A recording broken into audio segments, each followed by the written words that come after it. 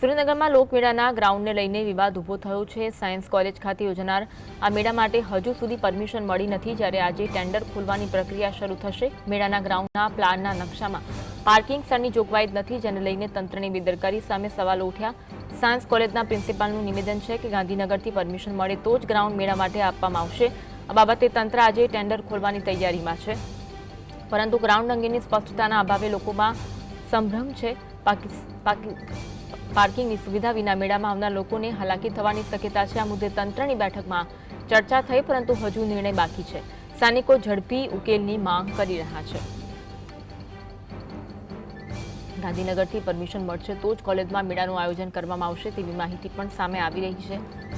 સુરેન્દ્રનગરના મેળાના ગ્રાઉન્ડને લઈને અનેક સવાલો ઉઠ્યા છે। સાયન્સ કોલેજના પ્રિન્સિપલનું નિવેદન સામે આવ્યું, જેમાં તેમણે કહ્યું કે ગાંધીનગરથી પરમિશન મળે તો જ ગ્રાઉન્ડ મેળા માટે આપવામાં આવશે। આ બાબતે તંત્ર આજે ટેન્ડર ખોલવાની તૈયારીમાં છે, પરંતુ ગ્રાઉન્ડ અંગેની સ્પષ્ટતાના અભાવે લોકોમાં સંભ્રમ છે। પાર્કિંગની સુવિધા વિના મેળામાં આવનાર લોકોને હાલાકી થવાની શક્યતા છે। હજુ સુધી પરમિશન મળી નથી તો લોકમેળો કેવી રીતે થશે તે પણ એક મોટો પ્રશ્ન ઊભો થયો છે। સુરેન્દ્રનગરમાં લોકમેળાના ગ્રાઉન્ડને લઈને વિવાદ ઊભો થયો છે। સાયન્સ કોલેજ ખાતે યોજાનારા લોકમેળા માટે હજુ સુધી પરમિશન મળી નથી, જ્યારે આજે ટેન્ડર ખોલવાની પ્રક્રિયા શરૂ થશે। મેળાના ગ્રાઉન્ડના પ્લાનના નકશામાં પાર્કિંગ સ્થળની જોગવાઈ જ નથી, જેને લઈને તંત્રની બેદરકારી સામે સવાલો ઉઠ્યા છે। સાયન્સ કોલેજના પ્રિન્સિપાલનું નિવેદન સામે આવ્યું, ગાંધીનગરથી પરમિશન મળે તો જ ગ્રાઉન્ડ મેળા માટે આપવામાં આવશે તેવું નિવેદન આપવામાં આવ્યું છે। બાબતે તંત્ર આજે ટેન્ડર ખોલવાની તૈયારીમાં છે, પરંતુ ગ્રાઉન્ડ અંગેની સ્પષ્ટતાના અભાવે લોકોમાં સંભ્રમ છે। પાર્કિંગની સુવિધા વિના મેળામાં આવનારા લોકોને હાલાકી થવાની શક્યતા છે। આ મુદ્દે તંત્રની બેઠકમાં ચર્ચા થઈ, પરંતુ હજુ નિર્ણય બાકી છે। સ્થાનિકો ઝડપી આ બાબતે ઉકેલ આવે તેવી માંગ કરતા જોવા મળી રહ્યા છે। આજે ટેન્ડર ખોલવામાં આવશે, પરંતુ હજુ જગ્યા ફાળવવામાં આવી નથી। જગ્યા મામલે વિવાદ જોવા મળી રહ્યો છે। પ્લાનના નકશામાં પાર્કિંગ સ્થળ જે બતાવવામાં આવ્યું છે, ગાંધીનગરથી પરમિશન મળશે તો જ કોલેજમાં મેળાનું આયોજન કરવામાં આવશે તેવું પ્રિન્સિપલ દ્વારા નિવેદન આપવામાં આવ્યું છે।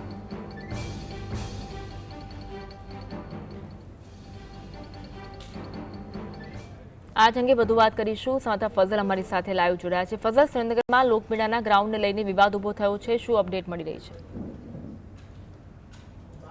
ખાસ કરીને સુરેન્દ્રનગર મહાનગરપાલિકા દ્વારા 4 દિવસીય જન્માષ્ટમી લોકમેળાનું દર વર્ષે આયોજન કરવામાં આવતું હોય છે, ત્યારે ચાલુ વર્ષે સુરેન્દ્રનગર શહેરના મેળાના મેદાનથી લઈ અને જે મેળો છે તે એમપી શાહ સાયન્સ કોલેજમાં યોજવાનું નક્કી કરવામાં આવ્યું છે।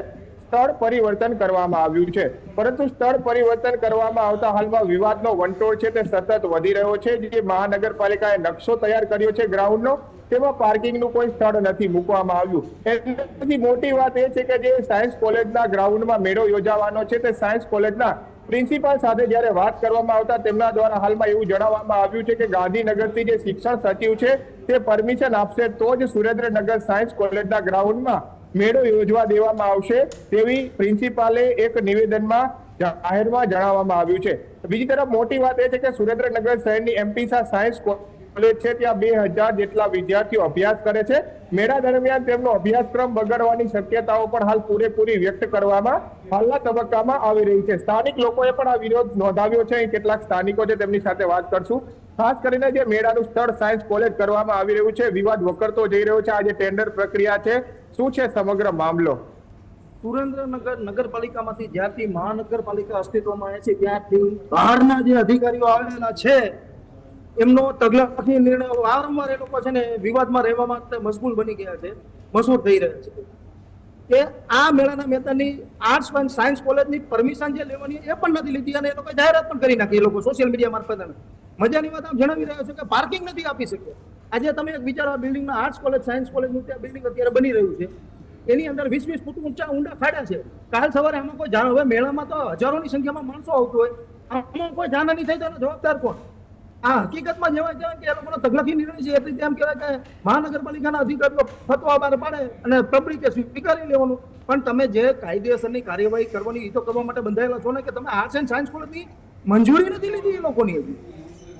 તો આ મેળો જે સચિવને પત્ર લખવામાં આવ્યો છે, આજે ટેન્ડર પ્રક્રિયા છે, હવે શું થશે? મેળો થશે કે કેમ? કારણ કે તમે પણ મહાનગરપાલિકામાં રજૂઆત કરી છે સ્થાનિકોએ।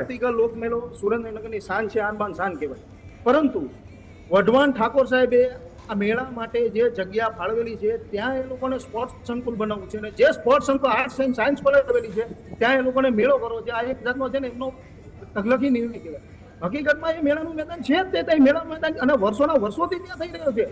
આ વખતે તો પબ્લિક વધી જશે એવું તો છે ને 40-50 સુધી મેળો થઈ રહ્યો છે. કોઈ દિવસ કોઈ તકલીફ નથી પડી. પરંતુ મહાનગરપાલિકાના શાસકોને લાગતા ઓળખતા નેતાઓને ક્યાંક ને ક્યાંક સ્પોર્ટ્સ સંકુલમાં મલાઈ ઉતારવાનો આને કારસો રચવામાં આવ્યો છે. આ હકીકત સ્પષ્ટ દેખાય છે. ખાસ કરીને જે સાયન્સ કોલેજનું ગ્રાઉન્ડ છે, કેમેરામેનને કહીશ કે હાલ દ્રશ્ય દેખાડે. આ સાયન્સ કોલેજના ગ્રાઉન્ડમાં જ્યાં મેળો યોજાવાનો છે ત્યાં બાજુમાં જ નવી કોલેજ બની રહી છે. મેળામાં હજારો લોકો આવશે ત્યારે કોઈ જાનહાનિ થશે તો તેનો જવાબદાર કોણ રહેશે તે પણ એક મોટો સવાલ છે. આજુબાજુના સ્થાનિક રહીશો દ્વારા આ મુદ્દે મહાનગરપાલિકામાં અને કમિશનરને રજૂઆત કરવામાં આવી છે. આ સંદર્ભે લોકમેળાની જે પરમિશન છે તે લેવા માટે પ્રિન્સિપાલ દ્વારા જે ગુજરાત શિક્ષણ વિભાગના સચિવ છે તેમને પત્ર લખવામાં આવ્યા છે.